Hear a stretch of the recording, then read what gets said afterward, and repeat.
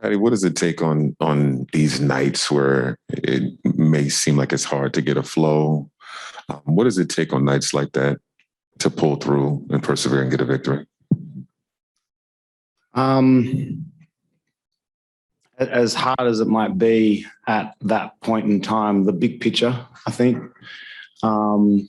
understanding the big picture and where we want to be at the end of the day, the last team standing, what it takes to get there. It's hard. It's not easy. Nothing's going to be handed to us on a silver platter. It's a grind. It's a marathon.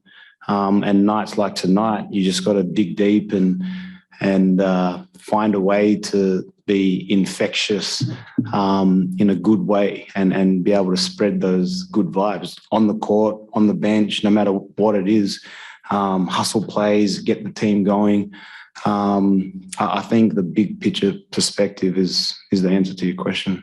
You guys, you get the W, but what kind of challenge is it when you're shorthanded? You just come off of a long road trip, second half of back-to-back. What kind of challenge is it to find that chemistry again with a lot of new faces and figure out ways? Well, yeah, that's been our challenge over the course of the season already, is finding the chemistry, new pieces to the puzzle and finding ways to make it work. But at the end of the day, it's what we can control. And I think that's where we're at as a group, is trying to understand what we can control and stick with that, and then not let other things kind of waver from that. Defensively, obviously last night, we got given a pretty good lesson on how to able to defend good basketball and good movement, good players, good ball movement. And tonight, not the same movement, but there was glimpses there of playing really good defense. At the end of the day, for us to be the last team standing, we're going to need everyone to be able to make an impact on the floor whenever they enter the game and find ways to be able to inject their juice on the team. So, yeah. Hey, last night, Steve talked about the offense getting stagnant at times in the second half. That first half, I think it was 17 assists on your first 20 baskets. What was working so well with you guys offensively early on? What done good for us in the first? I get jumbled on it here. You're right. What was working so well offensively in the first half for you guys tonight? Moving the ball. I thought we moved the ball really good. Obviously, with the 17 assists in the first half, we've done a good job of being able to find open guys, good to great. Being able to attack the paint, finding open guys. Credit to their defense in the second half too. They found ways to be able to stop that penetration, get the ball out of certain guys' hands. And again, back to the chemistry, it's just trying to find those guys on the floor that works.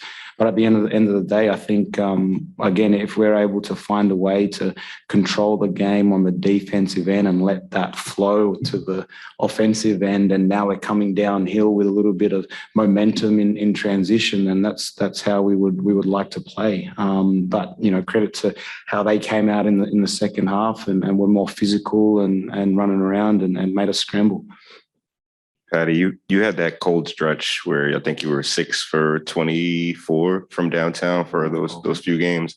I just moved to New York. I haven't got any warm clothes yet to be able to. So it's the cold weather. Stay warm. It's cold. But you shot 9 of 12 from downtown against OKC, 2 of 5 against the Warriors, and tonight 6 of 12 from downtown. Is that kind of how it is for you? Are you kind of like used to the ups and the downs in the season? Or are you still kind of trying to find your rhythm to be consistent the entire way? I've mentioned it before about, whether it's a team standpoint or an individual standpoint, not riding the highs and the lows too much and just going day by day and keep on trucking and keep sticking with it. This is obviously been doing it for a long time and trusting the process of how I've got to where I am now. And that's millions and millions of hours and shots and everything. So you just got to stay the course. It's a game of basketball. Sometimes it goes in, sometimes it doesn't, but you stay the course.